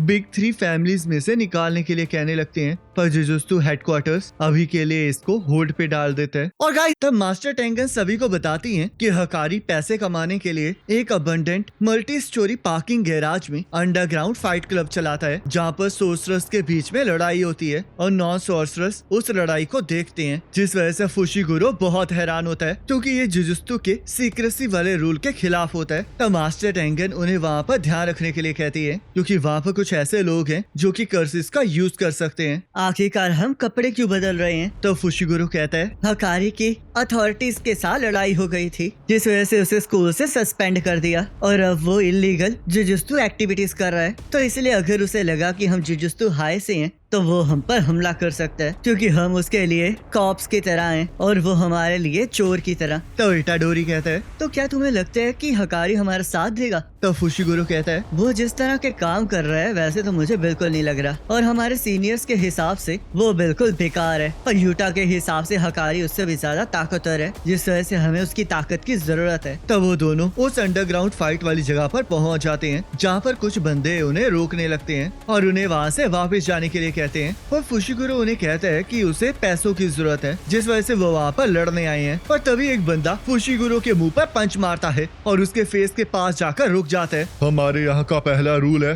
कि हम किसी को भी क्लब के बारे में नहीं बताते हैं, तो जल्दी से बताओ आखिरकार तुम्हें यहाँ का पता कैसे पता लगा? मैं उसे मारने से पहले उसके नाम का पता नहीं लगा पाया और ये 1 महीने पहले की बात है। तब हम देखते हैं उनका एक पर्सन 1 महीने पहले गायब हुआ होता है जिस वजह से फुशिगुरो की ये झूठी स्टोरी उन्हें सच लगने लगती है और फुशिगुरो उस पर्सन की जगह लड़ने के लिए कहने लगता है। तो इटाडोरी को भी समझ में आ जाता है कि अगर वो लोग हकारी का नाम लेंगे तो उन पर शक किया जाएगा, जिस वजह से उसका चुप रहना ही सही है। बस बहुत हो गया। बॉस ने कहा है कि ये सब कुछ ठीक है, जिस वजह से हम आज इसे लड़ाई लड़ने देंगे, पर ये लड़ाई तुम नहीं बल्कि तुम्हारे साथ वाला ये लड़का लड़ेगा। ये तो अच्छी बात है क्योंकि इटाडोरी इसके लिए सही पर्सन है। नहीं, मैं लड़ूंगा। बॉस को तुम बिल्कुल पसंद नहीं आए हो, तो इसलिए अगर तुम्हें ये पसंद नहीं है तो तुम यहाँ से जा सकते हो। ठीक है, मुझे ये मंजूर है। तब वो दोनों वहाँ से वापस चले जाते हैं और उन्हें ये एहसास हो गया होता है कि हकारी कैमरे से उन्हें देख रहा था, जिस वजह से वो लोग इसके बारे में डिस्कस करने लगते हैं। तो अब तुम फाइट्स को ज्वाइन करोगे और अंदर से सब चीजों पर ध्यान रखोगे, और तब तक मैं पार्किंग गैराज में घुसने की कोशिश करूंगा।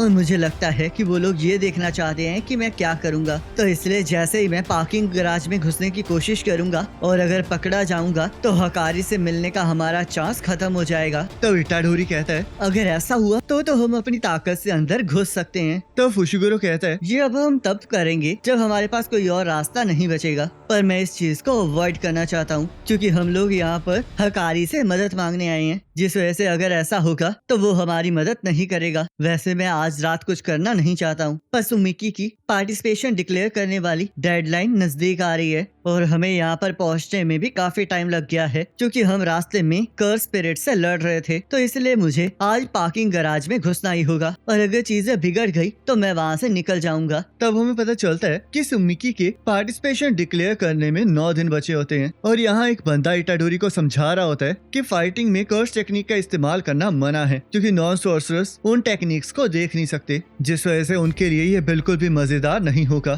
तब इसके लिए इटाडोरी तैयार हो जाता है और वो बंदा इटाडोरी को इधर उधर भागने से भी मना करता है क्योंकि अगर वो इधर उधर भागेगा तो स्पेक्टेटर्स उसे नहीं देख पाएंगे। ठीक है, तो क्या तुम मुझे बॉस के बारे में बता सकते हो? तुम बहुत ज्यादा क्यूरियस लग रहे हो, पर चिंता मत करो, तुम जल्दी ही उनसे मिलोगे। यहाँ पर 2 तरह के मैचेस होते हैं। पहले तो अनस्क्रिप्टेड मैचेस जैसे कि आज हो रहे हैं और दूसरे स्क्रिप्टेड मैचेस जो कि बॉस फिक्स करते हैं। तो इसलिए अगर तुम आज उन्हें पसंद आओगे तो तुम्हें उनके साथ मिलने का मौका जरूर मिलेगा। तो इसका मतलब आज मुझे खुद को अच्छा दिखाना पड़ेगा। तब वो लोग लड़ाई वाली जगह पर पहुंच जाते हैं जहाँ पर बहुत से स्पेक्टेटर्स लड़ाई देखने के लिए बहुत ज्यादा एक्साइटेड होते हैं और उन्होंने पार्किंग गैराज की फ्लोर की छत उड़ा दी होती है ताकि स्पेक्टेटर्स ऊपर वाले फ्लोर पर खड़े रह के नीचे वाले फ्लोर के फाइटर्स को लड़ते हुए देख सकें। तो इटाडोरी लड़ने के लिए तैयार हो जाता है और वो अपने अपोनेंट को देखकर भी बहुत ज्यादा हैरान होता है। तो गाइस, इस फाइट क्लब टूर्नामेंट में आपका स्वागत है और मेरा नाम अनाउंसर जॉन बॉबी है। तो चलो फिर आज मैं आपको आज के फाइटर से इंट्रोड्यूस करवाता हूँ। आज हमारे पास एक सरप्राइज चैलेंजर है जो कि है dangerous fireball kid UG Itadori और दूसरी तरफ है एक पांडा जो कि पांडा की तरह खड़ा होता है, पांडा की तरह चलता है और पांडा की तरह ही बैठता है। तो अब अगर आपने अपनी बैट्स लगा ली हैं तो चलो फिर अब फाइट को स्टार्ट किया जाए। तब यहाँ हकारी और किरारा इस लड़ाई को देख रहे होते हैं और हकारी को पूरा यकीन होता है कि इस लड़ाई में तो पक्का पांडा ही जीतेगा क्योंकि उसे हराना बहुत ज्यादा मुश्किल है। पर यहाँ हम देखते हैं पांडा और इटाडोरी में बहुत कमाल की लड़ाई चल रही होती है जिसे देखकर सभी लोग बहुत ज्यादा एक्साइटेड होते हैं। पांडा, क्या तुम हकारी से मिले? नहीं, वैसे उसे मुझ पर शक नहीं है, पर वो मुझे अवॉइड कर रहा है और ऊपर से उसके साथ जो 3rd ईयर है वो भी बहुत बड़ी प्रॉब्लम है। तो क्या आप ये भी छुपा रहे हो? क्या आप जुजुत्सु हाई के स्टूडेंट हो? हाँ, मैं ये छुपा रहा हूँ। ये तो अच्छी बात है। तो आपको पता है ना कि आगे क्या करना है। तब पांडा जानबूझकर हार जाता है और सबको ऐसे दिखाने लगता है कि इटाडोरी ने उसे बहुत बुरी तरह मारा है, जिस वजह से सारे लोग इटाडोरी को चीयर करने लगते हैं। और यहाँ हकारी ने अपने बंदे को इटाडोरी को ऊपर लाने के लिए कहा होता है क्योंकि उसे पूरा यकीन होता है कि इटाडोरी अगले मैचेस को भी जीतता रहेगा। ये 3 डायमेंशंस में फाइट करता है जिससे स्पेक्टेटर्स को इसे देखने में बहुत मजा आता है और मैं इससे एक अच्छी स्क्रिप्ट लिख सकता हूँ। तब वो बंदा हकारी से फुशिगुरो के बारे में पूछने लगता है। अभी के लिए तुम नजर रखो और किरारा भी सिक्योरिटी प्रोवाइड करेगा। ये लड़का सच में बहुत कमाल का है और मुझे आज इतना थ्रिलिंग महसूस हो रहा है जैसा मुझे तब फील हुआ था जब मेरी एक्स गर्लफ्रेंड ने मेरे सारे क्रेडिट कार्ड्स को खाली कर दिया था। तब पांडा बाहर चला जाता है जहाँ पर उसे फुशिगुरो भी मिल जाता है। तो क्या तुम्हें लगता है कि इटाडोरी हकारी से मिल सकता है? बिल्कुल, पर पर आखिरकार आप अभी तक उससे कैसे नहीं मिले हो? वैसे मुझे पता तो है कि वो है कहाँ पर, क्योंकि वो हमेशा मॉनिटर रूम में ही रहता है, पर आज तक मैं उस तक कभी नहीं पहुँच पाया हूँ। क्योंकि चाहे मैं उस रूम की तरफ जाऊँ या फिर उससे दूर जाऊँ, पर फिर भी मैं उसके करीब नहीं पहुँच पाता हूँ, जिससे कि मुझे फील होता है कि ये गोजो की कर्स टेक्निक की तरह ही कोई टेक्निक है और ये शायद किरारा की ही कर्स टेक्निक है, पर मुझे पूरा यकीन नहीं है। किरारा वही 3rd ईयर का लड़का है ना? तो क्या ये तभी होता है जब किरारा मॉनिटर रूम में होता है? मुझे इसके बारे में कुछ पता नहीं है, क्योंकि हकारी और किरारा कभी अलग नहीं होते हैं। तो मैंने हकारी के पास जाने से अच्छा ये डिसाइड किया कि मैं स्पेक्टेटर्स को अट्रैक्ट करूंगा, और ये अच्छी बात हुई कि तुम लोग वहाँ पर आ गए। तो आपको लगता है कि इटाडोरी हकारी को हमारी मदद करने के लिए कन्विंस कर पाएगा? ये शायद मुश्किल हो सकता है, क्योंकि हकारी को कन्विंस करना इतना आसान नहीं है। इटाडोरी सच में बहुत ज्यादा फ्रेंडली और चार्मिंग नेचर का है, जो कि हकारी पर काम करना चाहिए, पर वो झूठ कहने में बिल्कुल अच्छा नहीं है। वैसे मैंने इसके लिए इटाडोरी को थोड़ा बहुत समझाया है, और वर्स्ट केस ऐसा हो सकता है कि हकारी इटाडोरी को पहचान जाए, जिस वजह से या तो वो उसे बाहर फिकवा दे या फिर किसी को बुला के उस पर हमला करवा दे। जिसका मतलब जैसे इटाडोरी उस रूम के अंदर जाएगा,